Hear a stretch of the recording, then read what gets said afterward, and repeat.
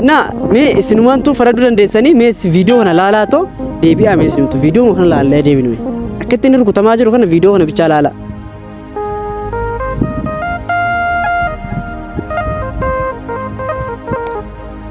Obsiga waliko laala Steven takka isaa rukutan.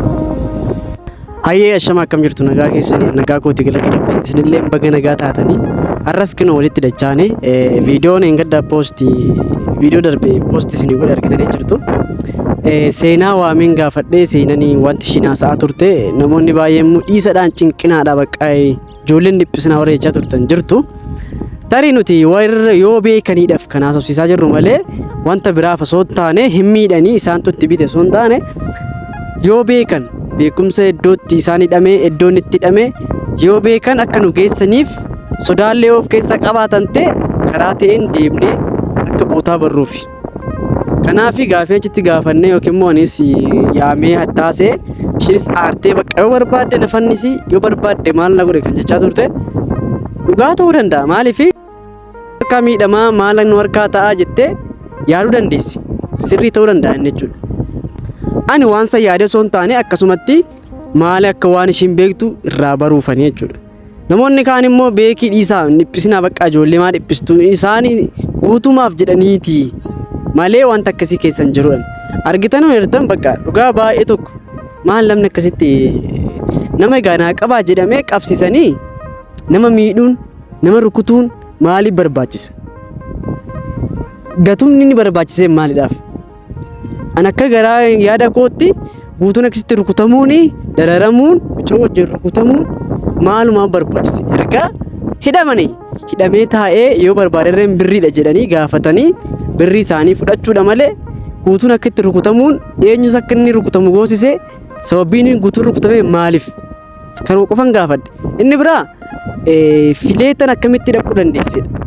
Isheen akkamitti dhaqxe jarri kaammoo warri nuu qabaa jedhanii silkii isaa argatanii dawwalanii fi akkamitti wallaalanii akkamitti isaan iddoo san baruu wallaalan fileetan karaa kamiin dhaqxe wanti kun ani wallaalu shira natti fakkaata akka waan beekaa callisa wanti beekaa callisa wayii jira fileetanoo haala kamiin dhaquu dandeessa jarri silaa guutuu yoo bira jiranitti silkiin kaasan ofii isaanii bichaa dawwaluudhaan wanti kun naangalaan jiru. Amma aniyyuu gadi ba'ee barbaaduudhaaf humna hin qabu. Akkuma argitan kophaa koo deemee barbaaduu hin danda'u. Osoo silkiin haa kaase ta'e deemee iddoon jirutti bakka akka barbaades naa godhan akka barbaades haa ta'u nan barbaadan ture. Aniyyuu fagoodha kan ichi deemanii kan barbaadanii miti magaalaa keessaa miti ni iyyaafatu waan tokko dhaqxee barbaaduu hin dandeessu. Baadiyyaa keessa deemnee barbaadan cidhee fuula keessa hin argitu. Kanaafuu inni isaa eegonna maaliif in ulfaata akkasitti rukutamuun deebisee immoo fileetanis qabanii akkasi rukutuun ani wanti naan galle yoo ta'e ammas yoo ta'e wanti naaf fudhatamne yoo ta'e yeroo hundumaa dhugaa jirtuun dubbadhaan wanti naan galle yoo ta'e namni kun nu qabaadhaa booda nu harkaa miidhame gaa jedhamee hanga abbaan sun itti dhufutti erga qabamee taa'uu qaba. Namni biraa dhaqee yoo gaafate immoo fileetan immoo maaliif hidhamti maaliif immoo rukutamti inni maaliif rukutama dhiigna sirra gayyaa sun sababa maaliitiif dubbiin dubbate maalidha wanti kun rakkina maal turaadha ammaan dhaayisisuu baatan isaanis yaa namtichi kun badiinsaaf deemee nuu qabaadhaa hin barbaannaa haa jedhan sirrii ta'uu danda'an garuu sababni isaan akkasitti rukuchiisanii maalidha sababni jarri sun rukutanii maalidha birrii gaatee sa'aatii isaan barbaadanitti birrii irraa fudhachuu hin danda'an an kana dhibu yoomiyyuu kan gaafii naa ta'u ammas sababni rukutamteef fileetan sababni guutuun rukutame maalidha erga guutuun duwwaa ta'e akka waan baqqaan jedhamiti amma haalota nageenya bara kanaa jechuudha gaafa namni sun faawulii guddaa isaa hojjete gaafa ati dhaqxu atis nama akkasii jedhanitti wal faana siidu nama faawulii san hojjetee miti deemsa karaarra namni kun moo qabame nuu qabaadhaa jedhame namni kun hanga abbaa sun dhufutti seeran qabamee taa'ee yooleen wanta harkaa hin jiraami bakka eegantee yoommoo wanti nyaachisan ta'e gazab isaanii achisu isaaba sana wanta harkaa waan ijaa wanti jedhamu jira wanti bade gaafa argamu wanta ijaa jedhamee gaafatamu malee dabaddabanii dhiigsaniiti miti Sababni dhiigeen maalidha? Maaliif rukutama? Sadarkaa du'uurra geeraadha kan hayluu nama kan poosti godhe. Sababni rukutamuu fi sadarkaa du'aarra ga'uu maalidhaaf? Ijoolleen kun tarii hin beeknu silkii nu dawwalame eessaa nu dawwale? Silkii eessaa fidee dawwala? Erga hin beekne maalidha inni? Silkiin dawwala kun maalidha? Sim jedhee silkiin namaan dawwalama eessaa dhufa? Qilleensa gubbaarraan qaban ijoolleen kun intini jala hin jiru. TikTokii jala hin jiru. YouTubii jala hin jiru. Sababni isaanii akkamitti akka dawwalee bichaan nagaarrama. Sadarkaa du'aarra maaltu nama geessa? Namni fakkeenyaaf sadarkaa du'aarra ga'uu hin danda'amu bar ga'uun isin hin ta'u. Innaa mee isinumaantu faraduu dandeessanii mee viidiyoo kana laalaa too deebi'aa mee isinumtu viidiyoo kana laallee deebinu mee akka itti inni rukutamaa jiru kana viidiyoo kana bichaa laalaa.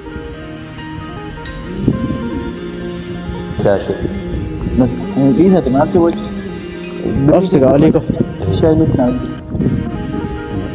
Laalaa sitti banna takka isaan rukutan. Hatimu, ayo kenal, semua kasih malik. Kamu jen, bayar sih kan nanti.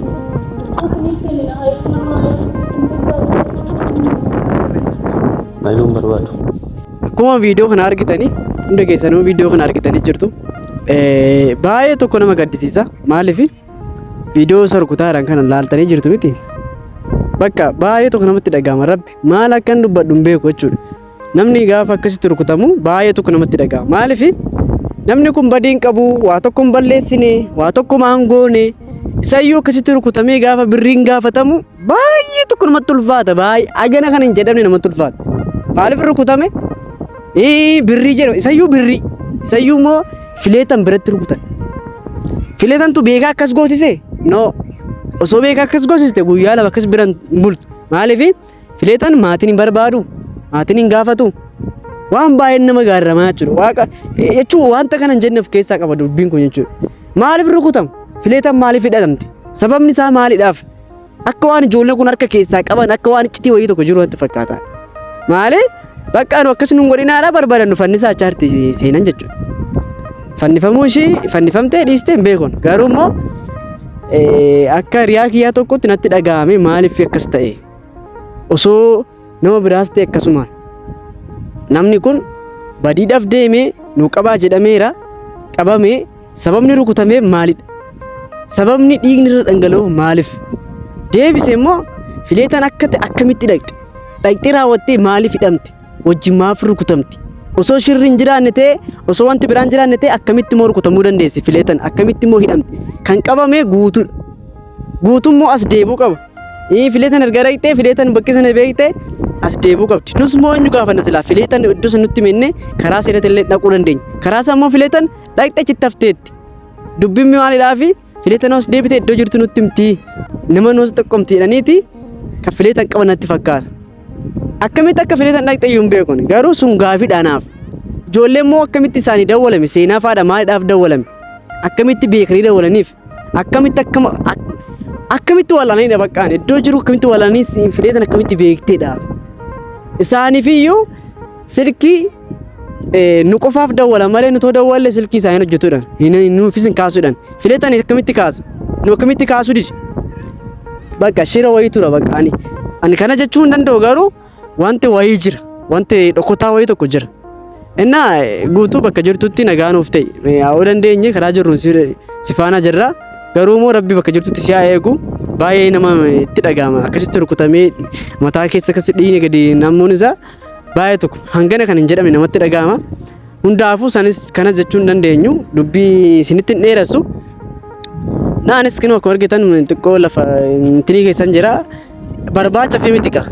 Zim jedhee toon akkas deddeebi'e waan tokko illee dhagee jedhee tarii wanta haaraan hin jiru.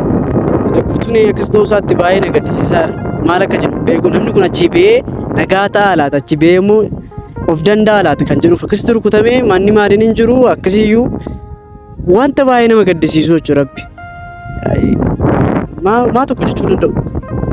Kanaafuu yoo danda'ame warri isinis warra akkasitti rukutaatan kuni viidiyoo kana argitan daraa keessanii waan barbaadan gaafa argattani galii lakkisaadha. Birrii argattan ganu lakkisaa malee miidhaa irraan geessanii ganu lakkisina.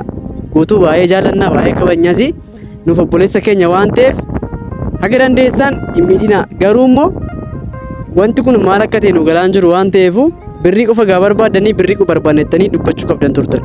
Garuu hagammaa isinii isa rukuttanii fileetan rukuttanii maalii sistanii dararaa jirtu. Kan akkam eenyu akkanas godhe hin beeknu waan ta'eef hunduma caalattuu eenyu beeka waaqatu beeka. Kan beeku beekan guddaan waaqa waan ta'eef kan kanarra waa tokko jechuun barbaadu bakka lafa inni jirutti waan isaa gargaaru hin jedha. Hundaafuu karaa jiru walitti deebina. Numa iyyaafannaa istii waan haaraa'u jiraatti simbiraan keenya viidiyoo raafnee kana achumaa jechuun dandeenyu iddoo deemnu qabna waan ta'eef lafa san deemnee gaggaafannee karaa jiruuni yoo dandeenye viidiyoo isin waraabna guutuun garuu miidhameera. Akka isin argitan irratti viidiyoo irratti iyyuu baay'ee miidhameera jechuudha. Akka kana kan hin jedhamne miidhame guutuun. Innaa kanaaf kaamerawaaniin koo na faana jira. Koomee tokko waan jennu bakka hundumaafuu nagaa nu ta'aadha.